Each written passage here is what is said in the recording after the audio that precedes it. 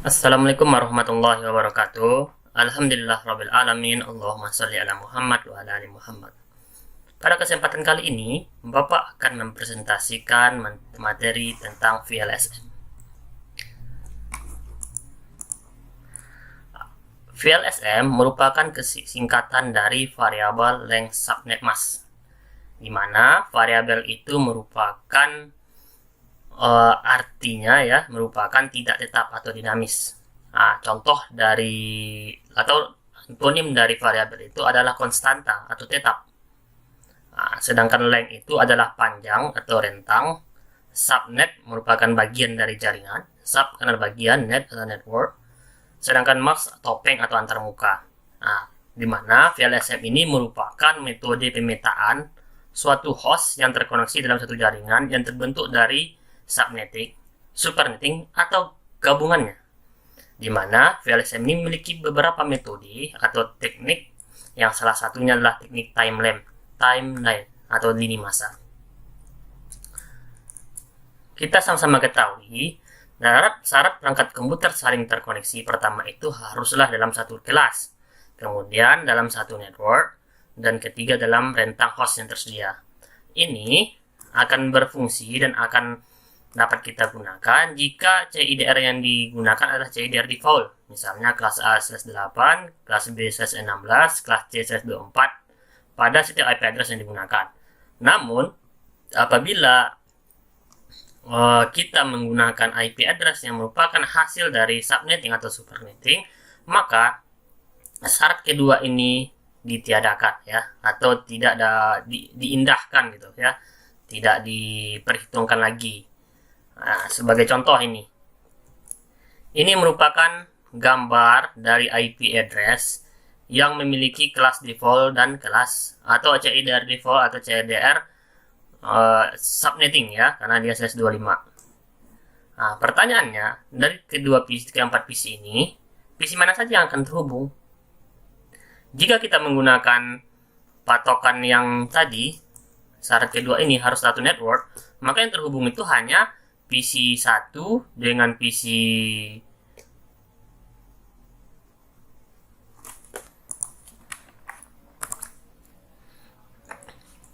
Jika kita lihat dari gambar ini, maka gambar ini merupakan topologi dengan beberapa host berupa PC dengan menggunakan IP address kelas C dengan CIDR default yaitu /24, dan ada juga CIDR hasil subnetting ya /25. Pertanyaannya, PC mana saja akan saling terhubung? Nah, jika kita merujuk pada syarat yang pertama tadi, yang ini, maka PC yang terhubung itu hanya pada slash yang sama gitu ya, /24 sama /24 /25 pada /25, karena ketika di subnetting maka networknya akan terpecah gitu. Nah, untuk itu jawaban ini belum tentu benar. Untuk mengetahui benar atau tidaknya suatu jaringan itu saling terhubung apa tidak, maka kita perlu gunakan VLSM subnetting yang pada saat ini atau pada kasus ini. Tata caranya yaitu pertama kita harus urutkan IP address berdasarkan CIDR yang terkecil ya kan. Nah, maka CIDR yang terkecil adalah /24, maka dibalas seperti ini ya, /24 berupa dengan IP addressnya. Kemudian definisikan network address di setiap IP address. Kemudian coba lihat mana IP-nya ini. Rata-rata semuanya adalah IP kelas C dengan network address 192.168.2. Kemudian kita definisikan CIDR di setiap IP address yaitu /24 dan /25. Kemudian ambil CIDR terkecil dan jumlah kelas yang dipecah tanpa pemisahan. Maksudnya itu CIDR yang terkecil di mana sini? Iya, /24 dong. Karena dia ada cuma /24 sama /25. Kemudian tentukan kelas atau network address yang terpilih. Karena cuma satu IP, maka kita gunakan network yang ini, 192.168.2. Kalau misalnya ada lebih kecil dari ini, kita gunakan yang lebih kecil dulu. Kita pilih yang lebih kecil. Kemudian buat timeline IP address CIDR terendah terlebih dahulu, kemudian entrykan IP-nya. Setelah kita ketahui langkah demi langkah dari pembuatan VLSM subnetting ini, kita melanjutkan pembuatan timeline-nya. Jadi timeline seperti ini Anda semua. Pertama kita ambil dulu CIDR terendah itu /24 124 merupakan CEDR default kelas C yang memiliki satu network atau satu kelompok. Jadi dibuat seperti ini. Dari 0 sampai 255. Ini satu kelompok. Sedangkan CS25 merupakan CEDR subnetting dari kelas C, di mana dia itu memiliki atau memecah dua buah kelompok dari satu kelompok ya. Jadi satu network dipecah jadi dua gitu. Nah, 2 pangkat N. N-nya itu angka 1. Karena binary 1 ada satu buah di segmen keempat atau segmen host. Nah, maka ketika dia bagi dua, kira-kira seperti ini gambarnya. Dari 0 sampai 128, 129 sampai 255. Kan dibagi dua dia. Nah, selanjutnya kita tentukan posisinya masing-masing. Pertama PC1 yaitu 250 124. Duanya sini ya, karena semuanya networknya sama. Di 50 kira-kira sini letaknya, karena dia 124. Sedangkan 200 125, maka dia sini posisinya. Sebenarnya boleh ke depan dikit lagi, nggak apa-apa sini. Kemudian PC3 yaitu 2150. Nah, sini PC250. Ya, karena udah lebih dari 129 kan. Nah, kira-kira di sini atau di sini boleh. Kemudian di PC4 adalah 2200. Nah, di sini karena dia 124. Nah, yang penting setelah kita buat ini secara benar, kita dapat mengetahui PC mana yang terhubung satu sama lain. Caranya seperti ini. Mungkin Bapak ambil aja gambarnya ini, biar mudah kita mencoret-coret dulu. Nah, PC1 atau ya PC1 ini posisi sini ya. Nah, kita lihat secara horizontal dulu. Mana aja dia terhubung? Ke PC4 kan? Nah, ini dia PC4. Kemudian kita lihat secara vertikal. Secara vertikal, PC1 itu terhubung ke PC2. Sedangkan ke PC3 ya kan, tidak bisa terhubung karena ini ada pembatasan ini. Nah, maka dia nggak bisa, jadi dia cuma bisa terhubung dengan PC4 dan PC2. Nah, kemudian dibuat sini PC4 dan PC2. Lanjut, kita hapus ini dulu. Sedangkan kita lanjut ke PC2. Kira-kira PC2 terhubung kemana saja? Pertama kita lihat dulu secara horizontal. Secara horizontal dia tidak bisa terhubung ke PC3 karena ini tadi ya, ada pembatas ini. Nah, maka secara horizontal dia tidak ada bisa terhubung. Sedangkan vertikal dia hanya bisa terhubung ke sini, PC2, PC1 maksudnya. Sedangkan ke PC4 dia tidak bisa terhubung karena ini juga pembatas ini. Nah, maka kita ketahui PC2 hanya bisa terhubung ke PC1. Kita buat PC1. Selanjutnya kita coba lihat di PC3. Kalau PC3 bagaimana? Nah, PC3 kita hapus dulu nih gambar garisnya. PC3 ini lihat dulu secara horizontal ini, tapi tidak bisa terhubung karena ada ini pembatas nih ya, karena dia beda network atau beda kelompok. Sedangkan secara vertikal dia hanya bisa terhubung ke PC4 karena gini jadi terhubung terbatas ya, jadi dia nggak bisa masuk ke sini. Nah, makanya di sini hanya bisa terhubung ke PC4 ya, PC3 ini. Selanjutnya kita lihat lagi di PC4. PC4 terhubung kemana saja? Kita ambil lagi pen ini. Lihat dulu secara horizontal. Horizontal dia bisa terhubung ke PC1 karena di sini nggak ada pembatas dia kan. Nah, sini nggak ada, beda sama ini. Nah, kemudian secara vertikal dia hanya bisa terhubung ke PC3 karena kalau masuk ke sini di sini ada pembatas. Jadi nggak bisa. Dia cuma bisa ke PC1 dan ke PC3. Jadi ibaratnya itu gini aja dia punya kelompok gitu. Nah, itu kita hapus dulu ya biar lebih bagus lagi gambarnya.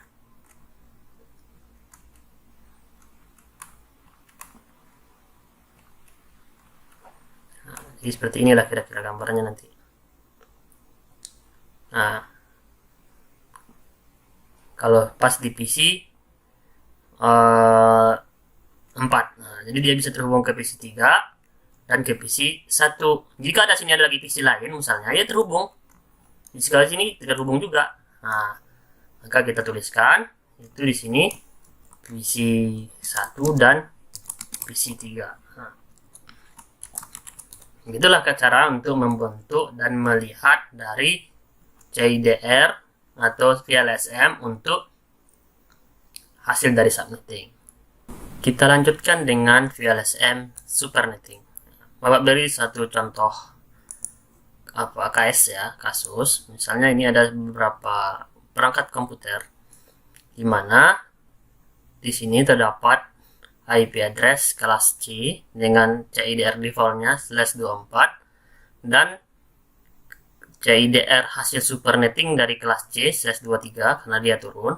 Ada 2 unit dan unit default. Untuk penyelesaiannya sama dengan VLSM subnetting. Pertama kita urutkan IP address berdasarkan CIDR-nya seperti ini ya, /23 sampai /24. Kemudian definisikan network address ya pada IP address tersebut. Pertama networknya yang ini 192.168.2 dan .3 ya, karena dia berbeda networknya kan. Dan CIDR setiap IP-nya adalah /23 dan 24. Kita ambil CIDR terkecil dan kita tentukan kelas dan network address yang terpilih, yaitu kelas C dengan rank .2 sampai .3. Secara aturan awal, maka kedua IP PC ini tidak akan bisa terhubung. Ya, PC ini sama ini tidak terhubung. Kenapa? Karena networknya berbeda ya. Network 3 sama network 2. Namun dengan supernetting itu belum tentu terjadi atau belum tentu tidak terhubung. Nah, untuk itu kita buatlah timeline untuk membuktikan apakah dia terhubung apa tidak yang network 2 sama network 3 ini. Setelah kita mengetahui langkah demi langkah dalam pembuatan VLSM supernetting, kita buat timelinenya. Timeline yang perlu kita buat ini pada supernetting ini yaitu seperti ini ya. Nah, pertama kita ambil dulu /23 yaitu slash terkecil. /23 ini memiliki beberapa network. Yang pertama network 2 dan network 3. Nah, dia tidak ada pembatas di antara ini karena kedua network ini saling terhubung dengan supernetting. Nah, dari 0 sampai 255 dan 0 sampai 255, di mana /23 itu ada di PC 2 200 dan di PC 3 3.150. Nah, di sini posisinya.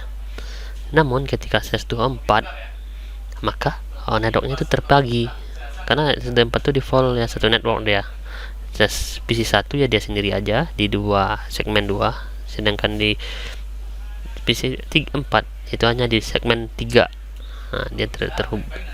Dia ini terbatas gitu ya, atau dibatasi karena dia di /24 ini satu network, sedangkan ini 2 network yang saling terhubung. Nah, untuk membaca dari gambar timeline ini, pertama kita coba untuk PC 1. PC 1 ini kita lihat secara horizontal ke sini dia tidak bisa terhubung karena ada ini pembatas, sedangkan ke sini dia bisa secara horizontal tidak bisa, tapi secara vertikal bisa dia ke PC 2. Ke PC 3 nggak bisa karena di sini ada pembatas. Maka di PC 1 itu hanya bisa terhubung ke PC 2. Sedangkan untuk PC 2 itu dapat terhubung, kita lihat dulu secara horizontal. Horizontal dapat terhubung ke sini. Secara vertikal kita bisa terhubung ke sini. Ke sini nggak bisa karena ada ini tadi ya, pembatas ini. Berarti dia hanya bisa terhubung ke PC 1 dan 3. PC 1 ya, 1 dan 3. Sedangkan PC 3 itu dapat terhubung secara horizontal, kita lihat dapat terhubung ke PC 2 dan vertikal hanya bisa ke PC 4. Ke sini nggak bisa karena ini ada pembatas ya. PC 2 dan 4, PC 2 dan PC 4.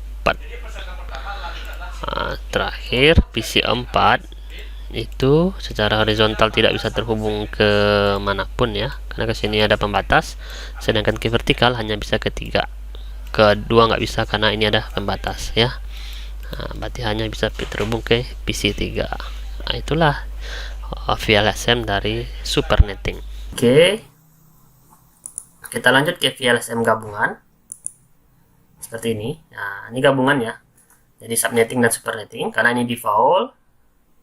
Supernetting, supernetting, subnetting, subnetting, supernetting. Sama urutan IP-nya berdasarkan CIDR terkecil seperti ini. Kemudian definisikan networknya, karena dia ada di network 2 dan 3 saja.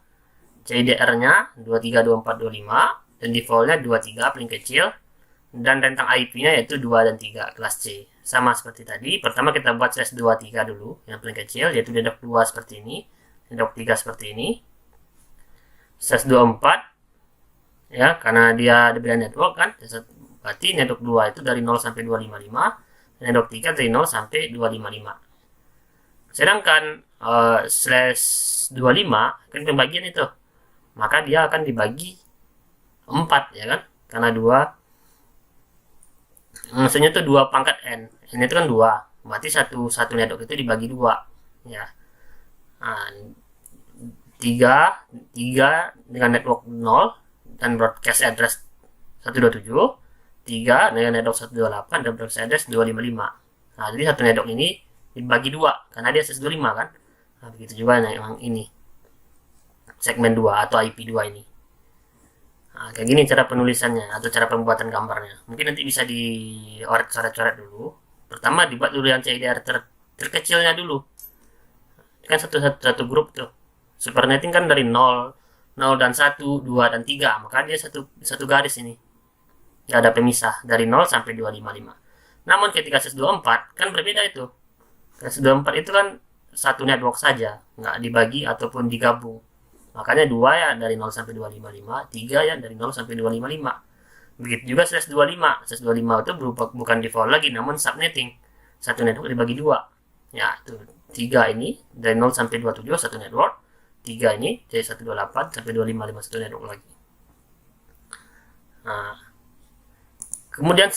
kemudian silahkan diposisikan IP pada PC-nya masing-masing.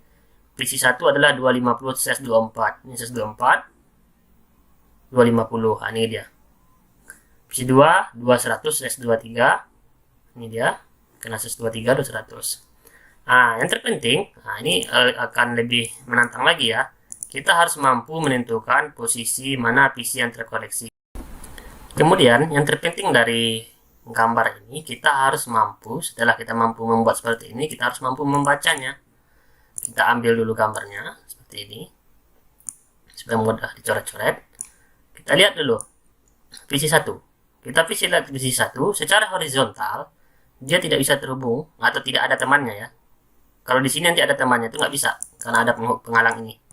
Namun kalau ada di sini, pokok dia bisa. Nah, secara vertikal ke sini dia bisa.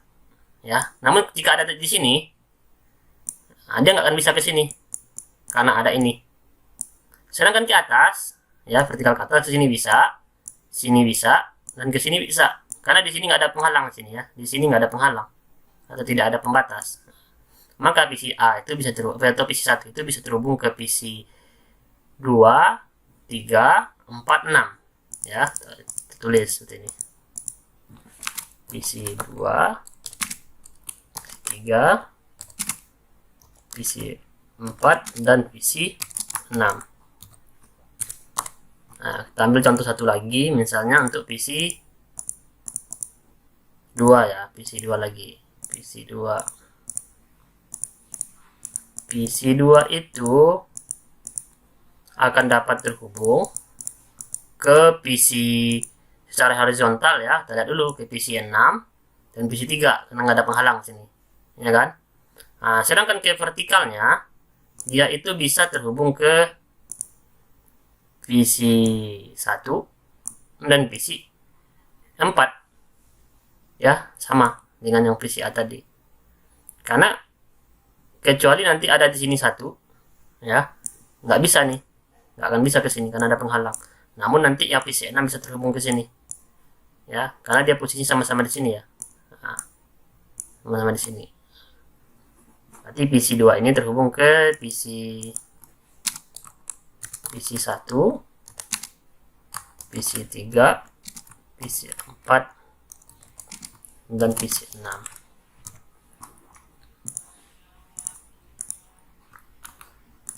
Kita lanjutkan.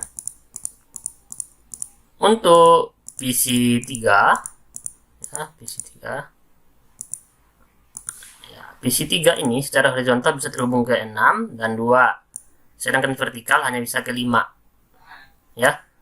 Karena kalau ke sini, nah di sini ada penghubung penghalang, begitu juga sini udah ada penghalangnya, di sini 1, di sini 1, berarti cuman PC kedua 6 dan 5, PC 2 6 dan PC 5.